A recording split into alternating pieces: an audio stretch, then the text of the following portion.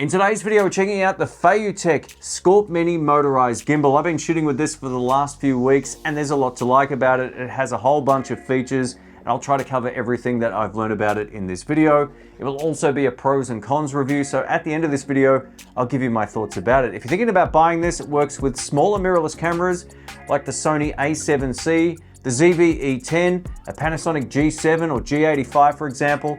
It also works with action cameras and your mobile phones. And it comes with everything in the box that you could need to get going. Before we get started, a massive thank you to Feiyutech for sending this out for the review. I really appreciate it. If you want to check this out, I'll link it down below. I'm also going to talk about how this compares up against the DJI Ronin S, which was the industry standard for a long time, but it's heavy.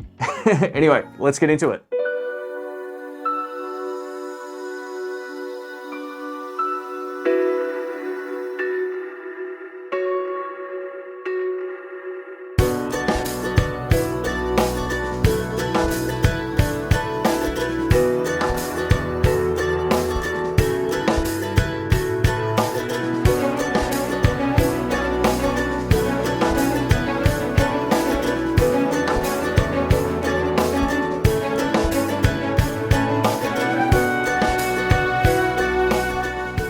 First up, let's compare the size of the Feiyutech Scorp Mini up against my other gimbal.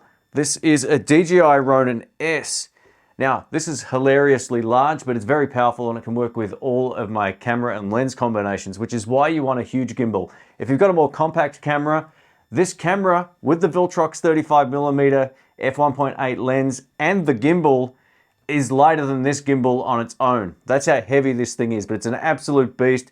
I just want to frame this in perspective just to show you how vastly different they are in terms of size. Feiyutech have included what they call a hanging handle, which is this handle right here. Now, of course, you can pick it up and use it like a conventional gimbal like this, but you can also easily use it in a handheld position this way in its orientation, which means it'll be much easier for some type of follow shots and especially for shooting low to the ground.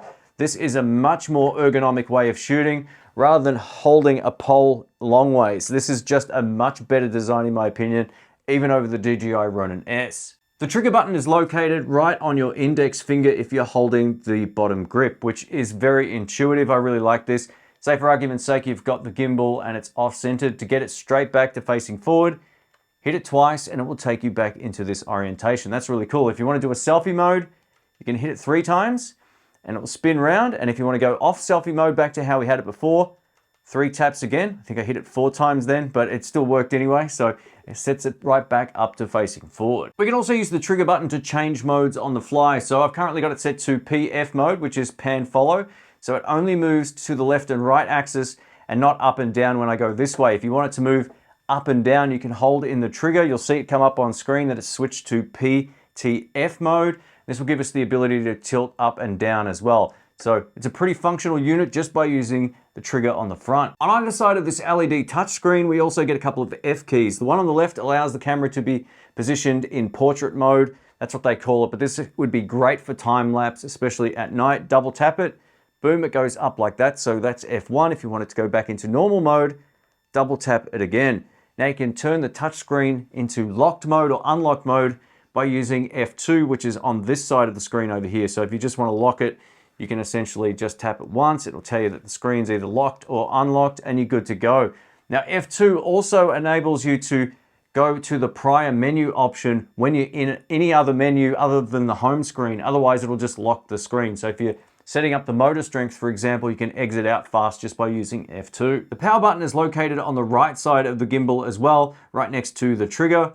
Now this also has a sleep mode and you can power it on or off just by holding the button down. But if you want to enable sleep mode, you can double tap and you'll hear it beep and you'll also see it go into snooze mode on the actual screen. If you want to get out of sleep mode, hit it again and it will wake back up. This is really cool and it will just conserve a little bit of that battery life. Just a side note, it's always best practice to make sure your camera is fully balanced with the gimbal currently off. I've got it in sleep mode right now and if it was unbalanced, I would have potential to damage something if it flipped sideways or if it was too heavily weighted one side or the other, especially if the selfie screen was out. So just make note of that. While it's off, it's still very well balanced. If I power it back on just by a quick tap, You can see very little changed, which means it's correctly balanced. Another thing to love about the Feiyutech Scorp Mini is its battery life. We get a rechargeable 2500 milliamp hour battery. This is a USB-C connector that also supports 18-volt fast charging. So it charges fast and you get up to 13 hours of use time, which is insane. It was surprising to realize that we get 1 hour of additional battery time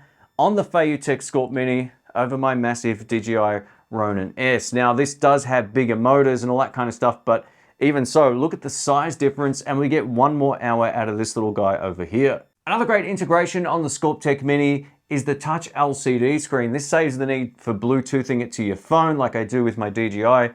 Everything is accessible via the menu and I think this is really cool. Let's take a look at the touchscreen and I'll run you through some of the features of this particular unit. As you can see on the main screen, we get 4 different menus.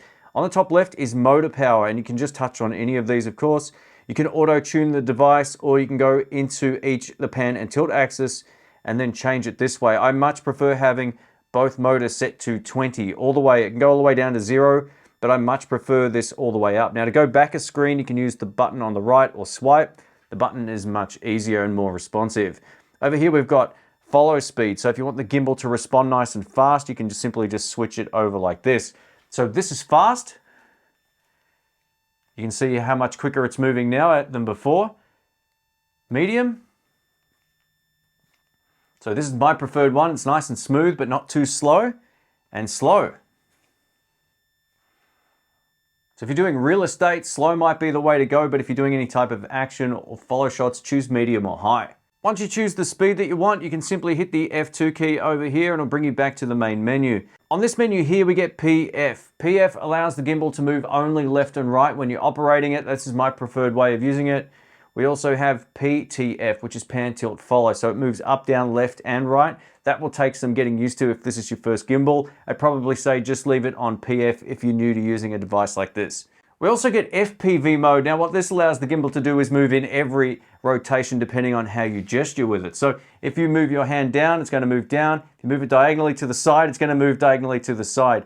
This is a little bit out of my wheelhouse, but if you want to get into that sort of shooting, you can definitely do it. It might add some more creative shots to your end result. There's also FFW mode, and what this will allow you to do is move the gimbal in any orientation as well, but it does it a lot quicker. So as soon as I move my hand, watch how fast it moves.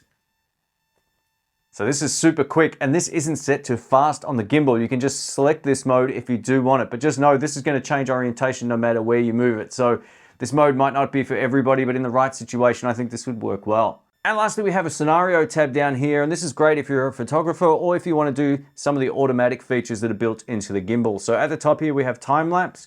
It gives us motion lapse, static time lapse, and hyperlapse. If you're a photographer, you'll get a kick out of those. You can also go into, let's go back, I hit the wrong thing, scenario again, go into auto rotation. This is really cool. If you want the gimbal to say do a 360 at a particular angle, you can do that. You can also set the speed up, and I'll show you that right now. There it goes, pretty cool, huh? Now, if you're a photographer, you'll like the fact we get a panorama option as well. If we go into this, I'll just show you how it's set up straight out of the box here. If we hit start shooting, it's going to move from left to right at the speed that we set. So this is really powerful. Obviously, I won't bore you with the entirety of the 180-degree spin, but there you go. Now, when it comes to the ergonomics, I'm used to shooting with the DJI Ronin S. So this is one big pole, basically, with a big joystick on the back. This is a two-handed gimbal, but I actually think the ergonomics on this is far more comfortable in a two-handed position, whether you're left or right-handed, of course. It just does feel better in the hand because you've got two separate points of purchase. And this is all sort of personal choice, but the ergonomics on this is different, but I don't see it to be any sort of negative when you're talking about something like this in a very different orientation. Another cool benefit to the Feiyutech Scorp Mini is it comes with every accessory to get you going. And one of my favorite ones is what you've been seeing the entire time. This little tripod base that also doubles as a handle. This is completely removable, but if you need a little extra height, you can do so. This will help you get those shots you might not be able to do with it off. But if you want it off, look how small this is. Awesome. It is tiny, but just know obviously you can't really rest it down like this. You're gonna have to keep at least one hand on it that way. But overall, this is one of my favorite accessories and it weighs next to nothing, but it's still very strong. One of the most powerful features on this is this magic ring dial over here. And this can be used in a number of different ways depending on what mode you're in. in conjunction with this button over here. So right now I'm in PF mode, and if I use this dial slowly, you'll see the camera will move slowly. If I move it fast, you see how much more responsive it becomes. This is one of the best features I've seen on a gimbal. It really does feel great. It's very fluid and very intuitive. Now, if I tap this button once, you'll hear a beep. Try it again. You can now change it to this orientation. So it can basically move in a number of different situations. Up, down, left, right. There's your other axis right there. How cool is this? Feiyutech also sent me one of these. We get a focus motor right here, and this is nice, small and compact, and it will fit beautifully onto the gimbal. I'll show you the physical size of it as well.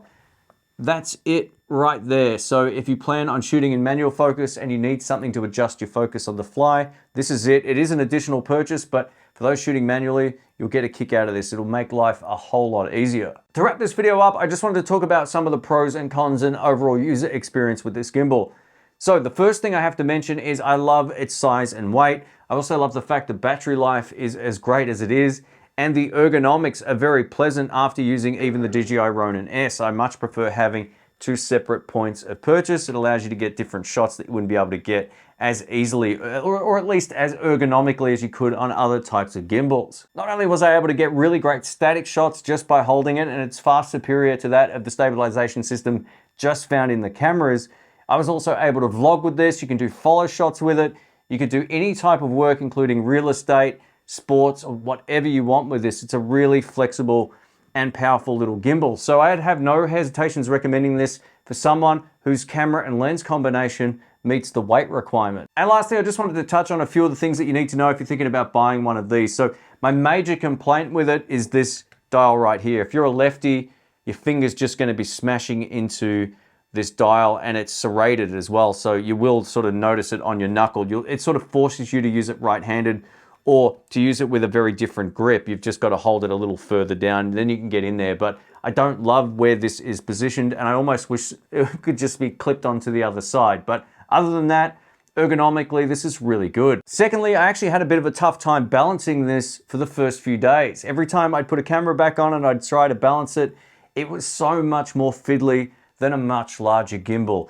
And obviously, due to the fact it's as small and as light as it is, it really changes how precise the movements are to keep it balanced on either axis. So to get one of these balanced, it is a bit of a job, and I might do a video following up on it because I've got this mastered now and I really feel like I've got it under control, but it's still not as easy to rebalance a different camera or even the same camera back on if you take it off than it is on larger gimbals. So just keep that in mind. And lastly, if you plan on upgrading your glass and putting on a bigger lens, or if this is the only lens you've got and you've got a camera this size, I probably wouldn't recommend this gimbal because this really makes it front heavy, and if you've got expensive glass on a lesser expensive gimbal, then you may run into some problems. But anyone using a micro four thirds camera on this or an APS-C crop camera won't have any problems whatsoever. And this Sony A7C balanced beautifully on here with this lens, but not with my G Master, and I didn't even want to try it with this because it would weigh too much. But overall, fantastic gimbal. Thanks to Feiyutech for sending this out. If you want to check it out, I'll link it below. Catch you soon. See ya.